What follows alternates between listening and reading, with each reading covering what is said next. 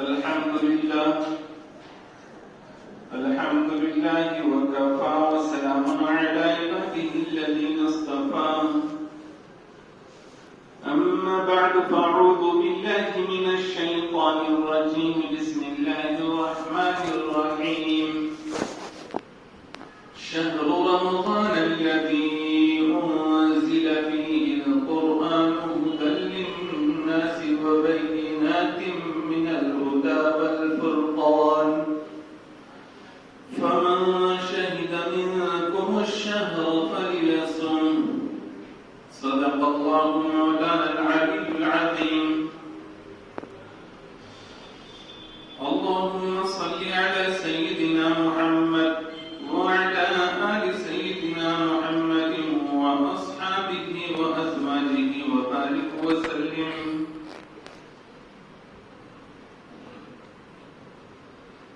محترم بزرگوں اور دوستوں، آج 17 شعبان المعظم ہے اور بہت جلدی ہی ماہ رمضان المبارک شروع ہونے جا رہا ہے. رمضان المبارک ہر مہینے ہر سال آتا ہے، لیکن بہت سارے لوگ وہ ہیں کہ جنہوں نے پہلے کئی رمضان پائے ہوئے ہوتے ہیں اور رمضان المبارک نیا ان کے بالکل قریب ہوتا ہے اور وہ دنیا سے رخصت ہو جاتے ہیں.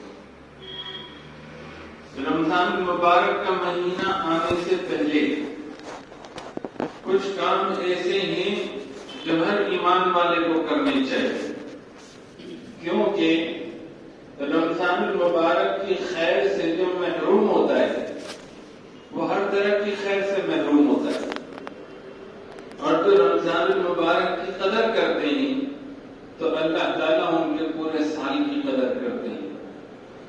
جب بندے اللہ تعالیٰ کے حضور ماہ رمضان المبارک کو ایسے گزارتے ہیں جیسے گزارنا چاہیے اور اس کا ادب و احترام ملحوظ رکھتے ہیں، تو پھر اللہ تعالیٰ کے پاس ایسے بندوں کی قدر و منزلت ہوتی ہے.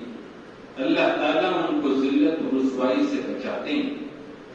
اور حدیث پاک کا خلاصہ ہے کہ تم اس وقت تک ذلت و خاری سے بچے رہو گے جب تک کہ تم رمضان المبارک کا ادب و احترام کرتے رہو گے. پچھلے کچھ سالوں سے ایک گناہ ایسا ہے جو بڑا کھلم کھلا کیا جا رہا ہے. جب کوئی بندہ یا بندی خاموشی میں چوری چھپے اگر گناہ کرے تو ان گناہوں کا وبال انہی پر پڑتا ہے.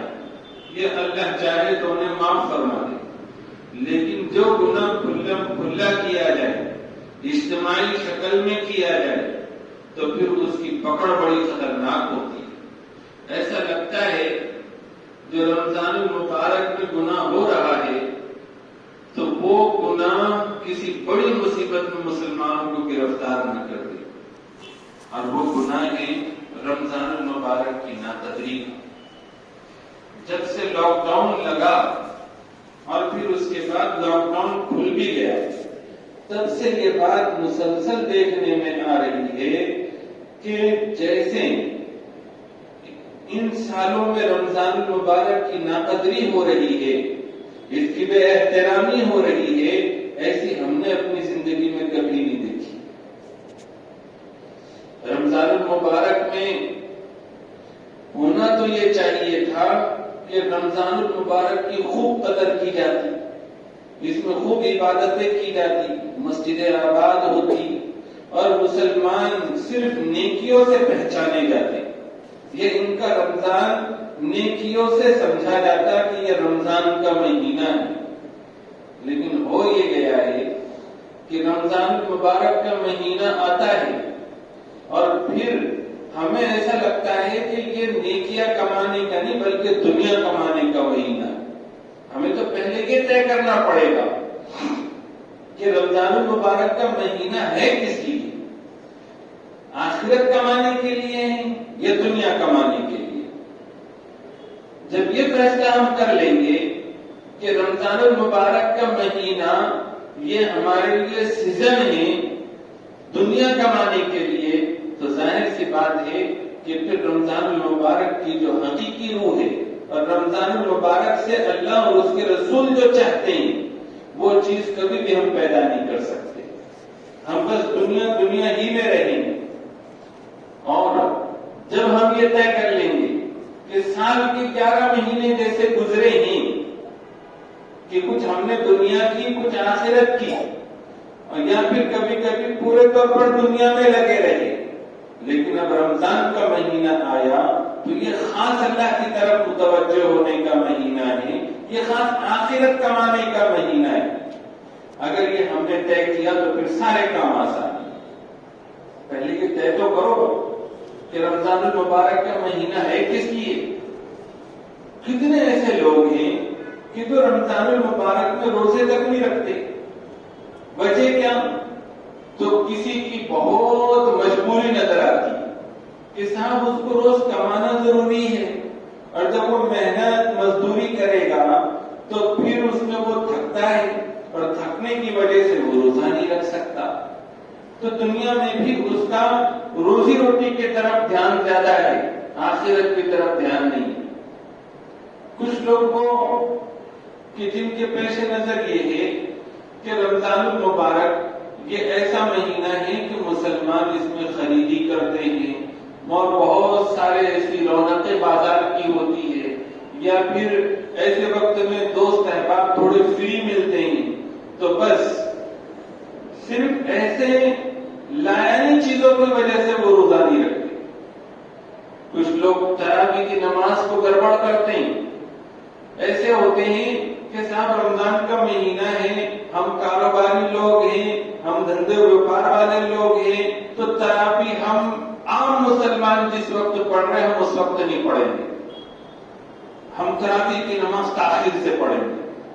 سب دھندے پانی سے فارغ ہونے کے بعد ایک حافظ صاحب کو رکھیں گے، اور پھر بعد میں ایک دم سارے کاموں سے فارغ ہو کے رات کو 10 بجے 11 بجے ہم تراویح کا اہتمام کریں گے کسی ہوٹل پر، کسی پارک میں، کسی اور جگہ پر.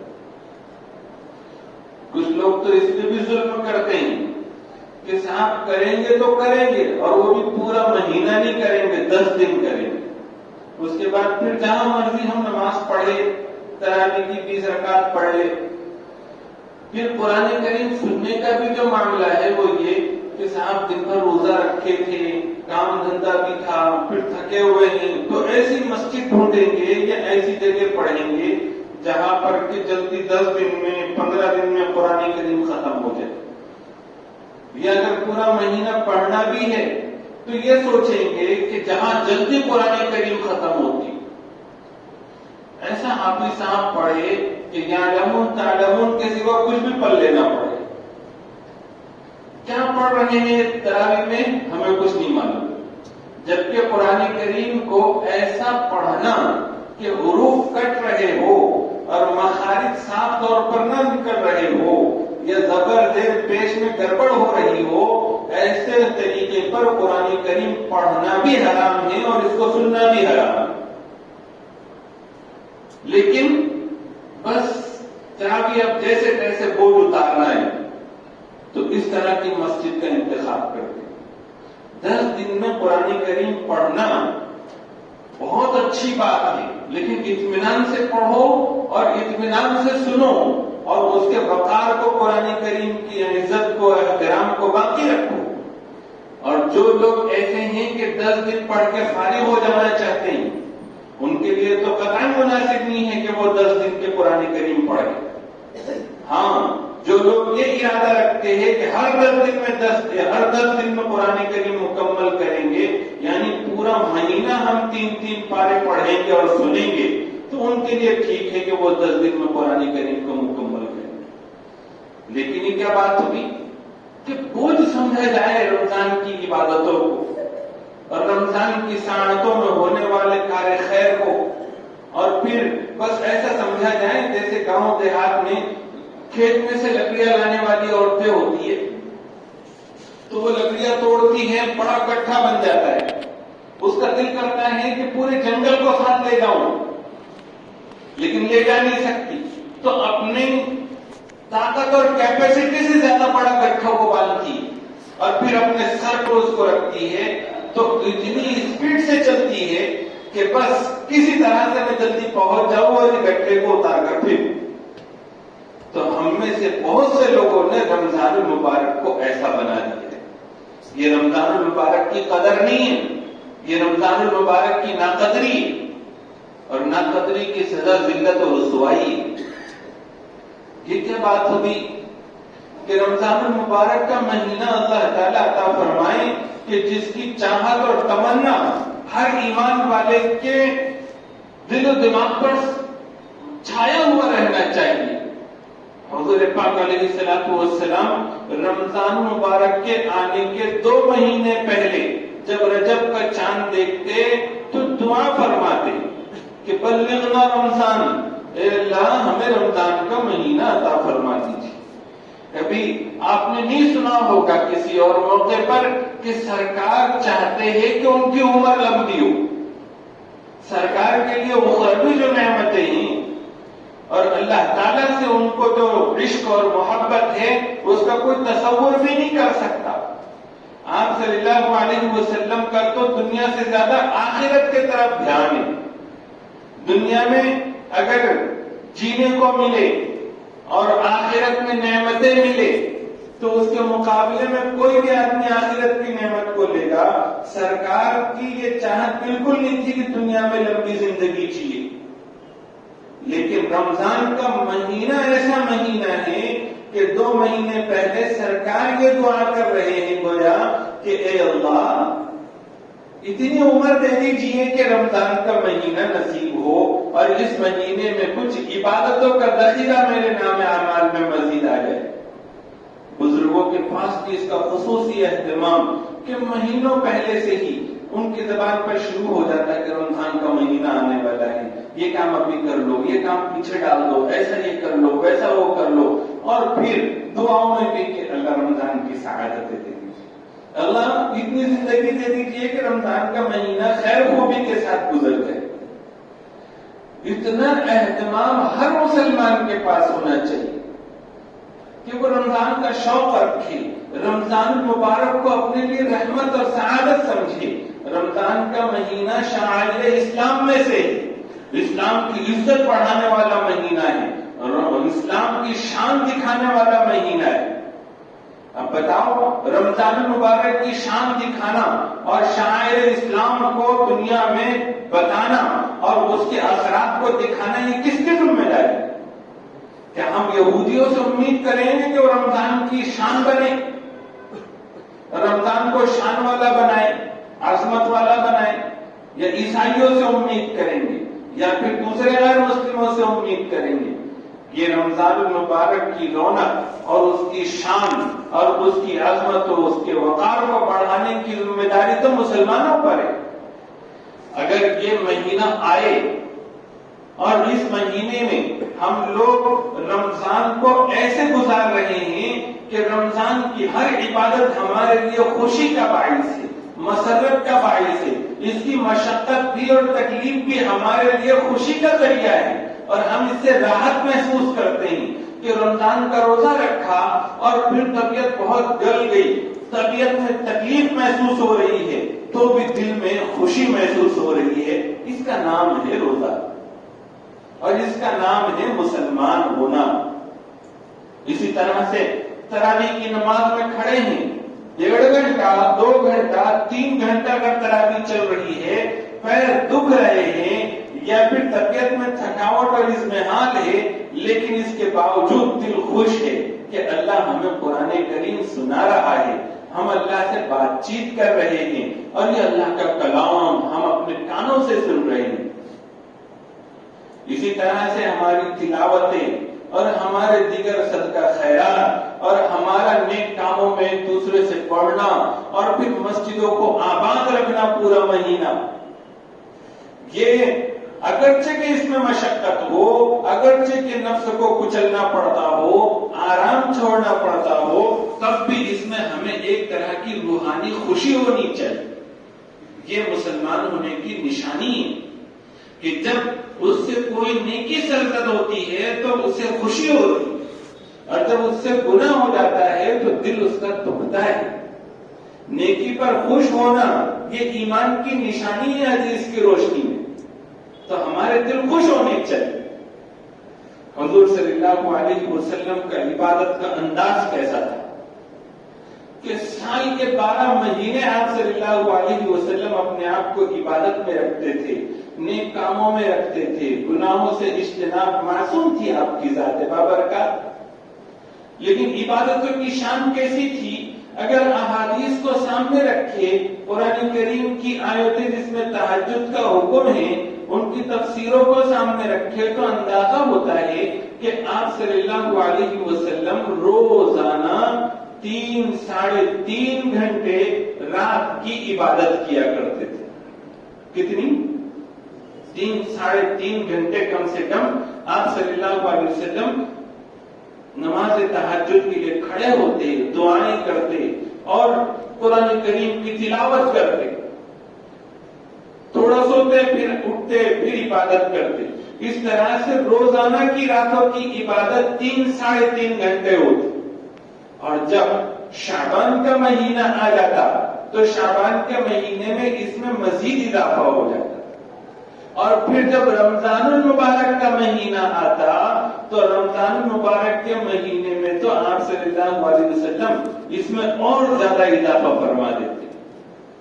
پھر پہلا عشرہ گزرتا، دوسرے عشرے میں اس میں مزید اضافہ ہوتا، پھر تیسرا عشرہ جو ہوتا تو اس میں تو حضور صلی اللہ علیہ وسلم کی شان یہ بتائی گئی حدیث میں کہ آپ کمر کو کس لیتے اور پوری رات عبادت کرتے، اور پوری رات خود ہی عبادت نہیں کرتے بلکہ اپنی بیویوں کو، اپنے اہل خانہ کو بھی اٹھاتے کہ چلو عبادت کرو۔ آپ صلی اللہ علیہ وسلم کی عبادت کی شان یہ تھی۔ اب ہم سرکار کے نام لیوا ہے، حضور صلی اللہ علیہ وسلم کی غلامی کا دم بھرتے، ہمیں سنتوں کا شوق ہے، تو پھر حضور ہمارے لیے نمونہ ہونا چاہیے نہیں ہونا چاہیے؟ آپ صلی اللہ علیہ وسلم اتنی 2.5 گھنٹے 3 گھنٹے 3.5 گھنٹے کی روزانہ عبادت نہ صحیح، گھنٹہ بھر کی عبادت ہو ہماری روزانہ کی، اور چلو ٹھیک ہے سال بھر نہ کر سکے ہو تو کم سے کم رمضان کا مہینہ تو ہماری عبادتوں میں گزرے، اور وہ عبادتوں کی شان ہماری یہ ہو کہ گھنٹہ 2 گھنٹے 3 گھنٹے ہی صحیح ہم شروع کے 10 دن لگائے، اور پھر عبادتیں ہماری دوسرے 10 دن میں اور بڑھ جائیں، اور تیسرے 10 دن میں تو اور زیادہ ہو جائے۔ لیکن الٹی ہی چال چلتے ہیں دیوان گانے عشق، آنکھیں بند کرتے ہیں دیدار کے لیے، ہمارا الٹا ہی حال ہے۔ پہلے عشرہ جب ہوگا تو ایک عمومی فضا ہوگی، تو اس فضا میں بس مسجد کھچا کھچ بھر جائے گی۔ اب فجر میں، ظہر میں، عصر میں شروع کے 4-5 دن تو ایسا ہوگا کہ مسجد والوں کے لیے پریشانی ہوگی، ان کو خوشی بھی ہوگی کہ دیکھو کتنی ہماری مسجد کھچا کھچ بھری ہوئی ہے، اس کی تشکیل ہو رہی ہے کہ مزید چٹائیاں لانی ہے، آگے جگہ صاف کرنی ہے۔ اب یہ سب کرتے ہیں، یہ کرنے تک پھر وہ پیچھے کا مجمع غائب ہو جائے، وہ بیچاری چٹائیاں جن کے لیے آئی ہوئی تھی وہ چٹائیاں ان کے انتظار میں پورا مہینہ رہتی، اور دھیرے دھیرے کر کے صورتحال ایسی بگڑ جاتی ہے کہ جو رمضان المبارک کا خاص عبادت کا عشرہ ہے، آخری عشرہ، اس میں تو روزانہ کی ترتیب پر نمازی ہو جاتے، اور باقی لوگ کہاں چلے جاتے ہیں؟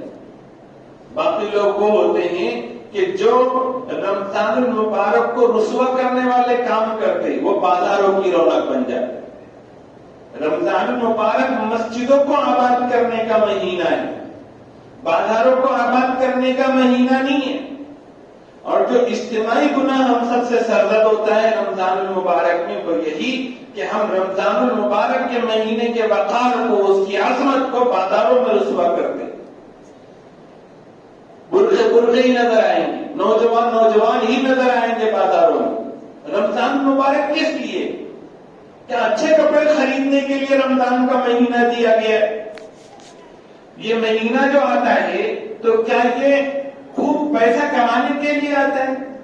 کیا یہ رمضان المبارک کا مہینہ بس بازاروں میں گھومنے پھرنے کے لیے ہے؟ سب سے محبوب جو جگہ تھی اللہ کی وہ مسجدیں ہیں، اور مسجدوں کو آباد کرنے کے لیے تھا، اور سب سے ناپسندیدہ جگہ اللہ کی نظر میں وہ بازار ہیں، اور وہ بازار رمضان میں خالی نظر آنے چاہیے تھے۔ مسائل لکھے علماء نے کہ رمضان المبارک میں ایسا کوئی کام کرنا جس سے روزہ مشکل ہو جائے، یا روزہ توڑنے کی نوبت آئے، یا پھر روزہ رکھنا دشوار ہو جس کی وجہ سے روزہ چھوٹ رہا ہو، پھر یہ کام کچھ بھی ہو، یہ کام آپ ملازمت والا کام ہو، یا دکان چلانے والا کام ہو، یا مزدوری کرنے والا کام ہو، جو کوئی بھی کام ہوگا یہ کام رمضان میں ناجائز ہو جائے۔ اصل چیز ہے رمضان المبارک کے روزے کہ جس میں مسلمان ذرا بھی کمپرومائز نہ کرے، کوئی مرد ہو کوئی عورت ہو تو اس کو چاہیے کہ رمضان کے روزے کے سامنے کوئی بھی چیز آئے تو خلاص۔ جو معذور بنتے ہیں، جن کی شریعت نے عذر کو قبول کیا، شرعی اور طبیعی عذر، وہ عذروں کو پہلے سے ہی معلوم کر لے کہ جن عذروں میں رمضان کے روزے نہ رکھنے کی بھی اجازت ہے لیکن معاف نہیں ہوتے، اس کو بعد میں قضا کرنی پڑے گی۔ اور اس طرح سے رمضان کو گزارنا کہ جس میں آدمی کے لیے تراویح پڑھنا مشکل، رمضان کے روزے رکھنا مشکل، یا پھر وہ نماز ہی 5 وقت کی جو فرض ہے اس میں کوتاہی اس سے ہو اور اس میں وہ زیادہ سے زیادہ ثواب کی حرص نہ رکھے، تو یہ رمضان المبارک کی ناقدری ہے۔ ڈر اس بات کا ہے کہ پچھلے کچھ عرصے سے جو رمضان المبارک کی ناقدری اور رمضان المبارک کو رسوا کرنے والا کام نوجوان مرد خواتین انجام دے رہے ہیں، اس کی وجہ سے کہیں ایسا نہ ہو کہ کسی عمومی بڑے عذاب میں مبتلا ہو جائے۔ اللہ ہم سب کی حفاظت فرمائے۔ رمضان المبارک کے آنے سے پہلے سرکار صحابہ کرام کو اور اپنے گھر والوں کو، اپنے بچوں کو، بڑوں کو، سب کو آپ صلی اللہ علیہ وسلم رمضان کے فضائل سنایا کرتے تھے کہ رمضان المبارک کا مہینہ کیا مہینہ ہے، اور ان میں شوق پیدا کرنے کی کوشش کرتے تھے۔ اور اسی کا نتیجہ ہوتا تھا کہ رمضان المبارک کا مہینہ آتا تو کچھ خوش نصیب صحابہ وہ ہوتے کہ جن کو پورا پورا مہینہ اعتکاف کرنے کی سعادت ملتی اور پورا مہینہ مسجد میں پڑے رہتے۔ کچھ وہ رہتے کہ بعد کے 20 دن وہ مسجد میں پڑے رہتے اور اعتکاف کرتے، اور اکثر صحابہ وہ ہوتے جو رمضان کے آخری عشرے میں اعتکاف میں مسجد میں نظر آتے۔ ان کی عبادتوں کی شان دن بدن رمضان میں آگے آگے بڑھتے چلتے، کیونکہ وہ سمجھے ہوئے ہوتے کہ رمضان کا مہینہ کیوں ہے۔ ہم لوگ پہلے سے طے نہیں کرتے کہ رمضان کا مہینہ کیوں ہے۔ آخرت کے لیے، آخرت کمانے کے لیے، اور یہ مہینہ وہ ہے کہ جو دوسرے مہینوں سے ہمارا الگ ہونا چاہیے۔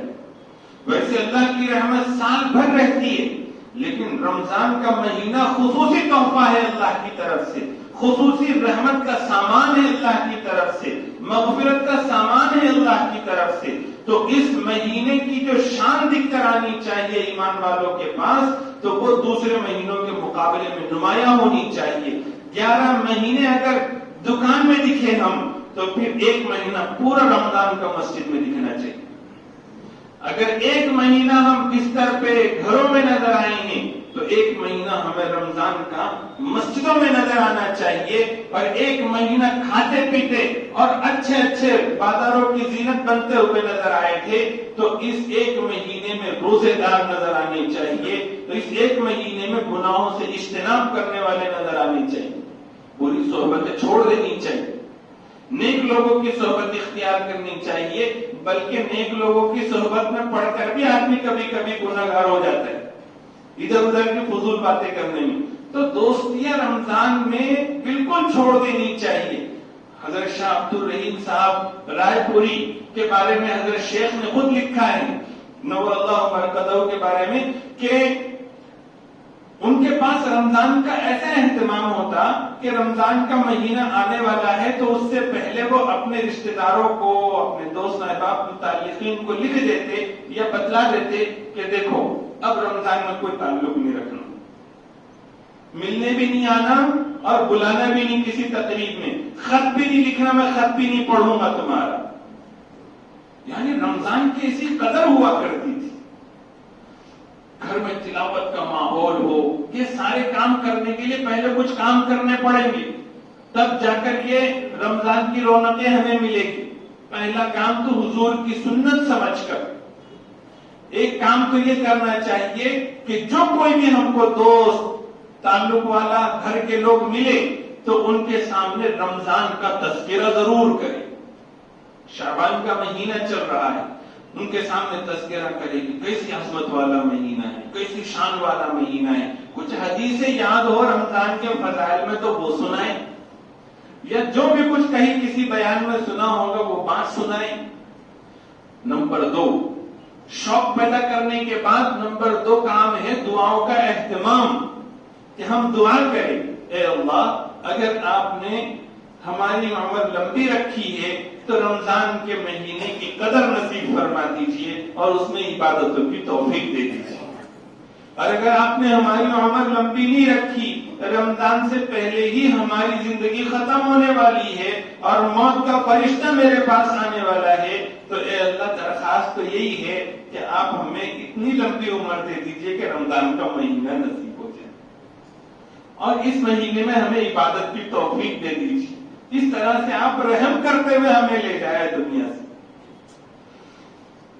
اگر یہ دعا ہوگی اللہ تعالیٰ زندگی باقی رکھیں گے تو رمضان کا کچھ نہ کچھ حصہ رحمتوں کا نصیب ہوگا.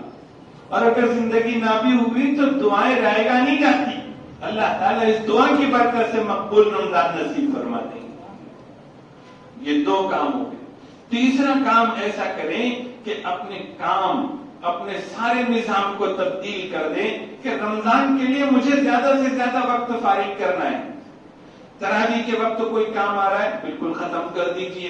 اسی طرح سے رمضان کے روزے رکھنے میں کوئی کام رکاوٹ بننے والا ہے یا کوئی مشقت ایسی آنے والی ہے جس سے روزے کا احساس بہت زیادہ ہوگا جس کو برداشت نہیں کر سکتے، تو ایسے کاموں کو بھی بالکل اپنی لسٹ میں سے ختم کر دیں. 1 مہینہ اس کی کوشش کریں کہ اب جو پورا ہی کاروبار بند رکھ سکتے وہ رکھیں، نہیں رکھ سکتے کوئی حرج کی بات نہیں، لیکن اتنا تو اثر دکھے کہ لگے سب کو کہ رمضان کے مہینے میں ان کی دکان یہ ٹائم میں کھلی رہتی ہے، بند کیوں دکھائی دیتی ہے؟ بھائی مسلمان ہے، رمضان کے روزے چل رہے. اتنا کم سے کم کہنے والے لوگ ہو جن کو اللہ کے فرشتے نوٹ کر رہے ہو، قیامت کے دن وہ پیش کر سکے کہ 1 مہینہ آیا تھا صرف آخرت کے لیے تھا، تو اس مہینے میں اللہ دیکھو فرشتوں نے بھی لکھا ہے، لوگ گواہی دیتے تھے کہ ہماری دکان کسی درجے میں رمضان کی عظمت احترام میں بند رہتی تھی.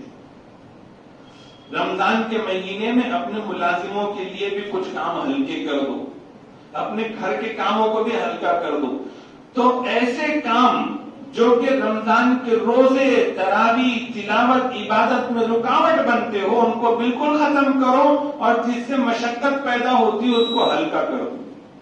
تیسرا کام ہوا یہ. چوتھا کام یہ کرو کہ رمضان المبارک کے آنے سے پہلے ہم عید کی بھی خریدی کر لیں.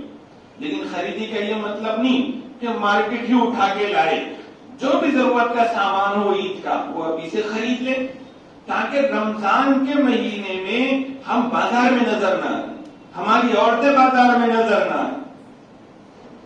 یہ بہت سنگین ایک طرح کا جرم ہے کہ رمضان کو بالکل رسوا کرنا، رمضان کی ناقدری کا سبب بننا. ہم یا ہمارے فیملی ممبر ابھی 13-14 دن باقی، 13 دن باقی ہے، 12-13 دن، اس میں ہم رمضان سے پہلے رمضان کے راشن کی خریدی بھی اور عید کی خریدی بھی پہلے کر لیں تاکہ رمضان میں پھر ہمیں یہ نوبت نہ آئے. یہ 4 کام ہوئے.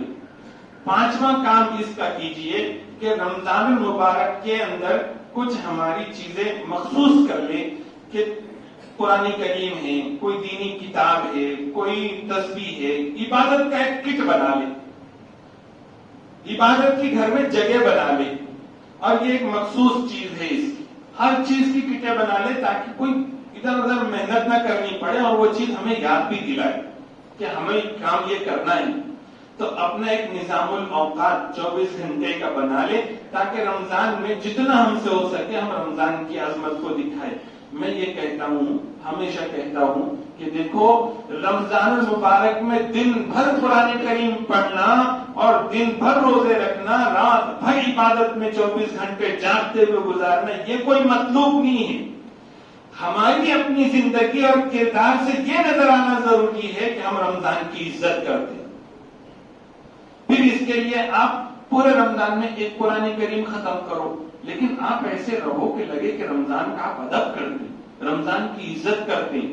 آپ 1.25 پارے سے ہی قرآن کریم ختم کیجئے، 3 پارے نہ پڑھیں، لیکن آپ کے عمل اور کردار سے لگے کہ آپ رمضان کی عزت کرتے ہیں، احترام کرتے ہیں. آپ رمضان المبارک میں زیادہ آرام کیجئے اور کم عبادت کیجئے، چلے گا، لیکن ایسا لگنا چاہیے کہ آپ رمضان کی عزت کرتے ہیں. آپ کام بہت بڑے بڑے کر لیں اور پھر اس کے بعد ایسا دکھائے کہ ہم تو بہت احسان کر رہے ہیں. ایسا لگ رہا ہے جیسے کہ بس یہ چھٹی ملی ہوئی ہے. رمضان کا مہینہ ویسے بھی جو کچھ کسی کام کے نہیں ہوتے وہ رمضان کے مہینے میں بس ایک جگہ ہجوم ہی نظر آتا ہے، اور اس ہجوم میں کئی مرتبہ کئی مسائل پیدا ہوتے ہیں. رمضان المبارک کی عزت، اس کا وقار، گناہوں سے بچنے کا اہتمام، ایک ڈبہ ہمارے پاس بنا لے، صدقہ پیٹی، اور گھر میں بھی لوگوں کو بتا دے کہ رمضان کا مہینہ ہے، کم سے کم 1 روپیہ کیوں نہ ہو روزانہ کا ہم اس میں ڈالیں، اور پھر یہ جو پیسے آئیں گے عید کے موقع پر ہم غریبوں کے گھر پہ پہنچائیں گے. تو یہ رمضان کے عظمت میں کیے جانے والے کاموں کی ترتیب ہے جو رمضان المبارک میں پہلے ہی، رمضان المبارک کے آنے سے پہلے ہی کرنے کی ہے. جب یہ اس طریقے پر ہماری تیاری ہوگی تو پھر رمضان کا مہینہ کچھ نہ کچھ ہم کو دے کر جائے گا، اور اگر یہ نہیں ہوگا تو پھر رمضان کا مہینہ پھر ہمارے لیے محرومی کا سامان ہوگا. حضور نے فرمایا کہ تم اس وقت تک